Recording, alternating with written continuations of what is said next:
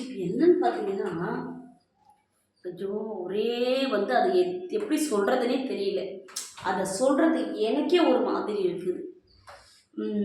இப்போ பார்த்தீங்கன்னா, நான் சிங்கிளா தான் இருக்கேன். ஓகேவா? நான் சிங்கிளா தான் இருக்கேன். ஸோ வந்து இப்போ வந்து என் பெட்ரூமும், எங்க வீட்டுக்கு பக்கத்துல இன்னும் ஒருத்தவங்க பெட்ரூமும் ஒரே செவுரு தான். இப்ப இதான் பெட்ரூம், இதான் பெட்ரூம்னா ஒரே செவுரு தான் அதுல. இந்த பக்கம் ஒரு பெட்ரூம், இந்த பெட்ரூம் ஒரு எப்ப பார்த்தாலும் ஒரே சவுண்டா வந்துட்டு இருக்குது. என்ன பண்றது? யார்கிட்ட சொல்றது? எதுவுமே எனக்கு புரியல. ஏன்னா நான் சிங்கிளா இருக்கேன். அவங்க கப்புல்ஸா இருக்காங்க புதுசா மேரேஜ் ஆயி. நான் என்ன பண்றதுன்னு தெரியல. இது யார்கிட்ட சொல்றது? எப்படி இந்த பிரச்சனை தீர்க்கிறதுன்னு தெரியல.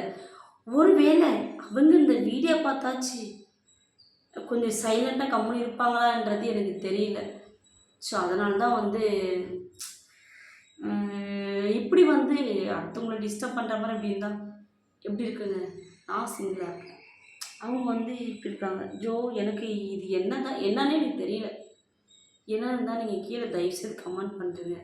அது மாதிரி வந்து ஒரே ஒரு செவுத்துக்குள்ளே 2 பெட்ரூம் இப்படி இருக்கிறது ரொம்ப கஷ்டமான ஒரு விஷயம். அது அவங்க வந்து ஹஸ்பண்ட் ஒய்ஃப் தான். இப்போ இவங்களும் ஹஸ்பண்ட் ஒய்ஃப் தான். அது பிரச்சனை கிடையாது.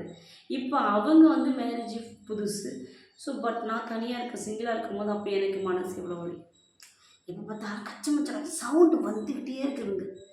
கடுப்பாக இருக்குது. ச்சே! என்ன பண்ணுறதுனே தெரியல.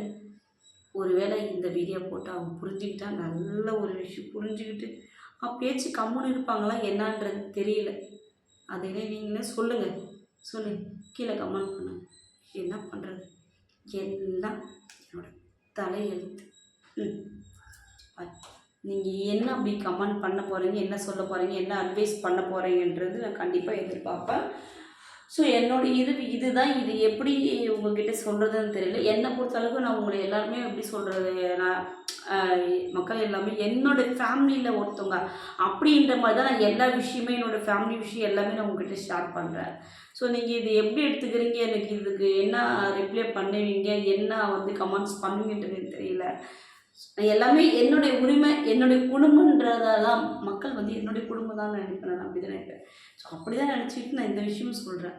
அதுக்கப்புறம் நீங்கள் தான் முடிவெடுத்து எனக்கு கீழே கமெண்ட் பண்ணுங்கள். எனக்கு ரொம்ப மனசு வருத்தமாக இருக்குது. கச்ச கச்ச கச்சுன்னு கடுப்பாக இருக்குதுங்க. சே சே சே சே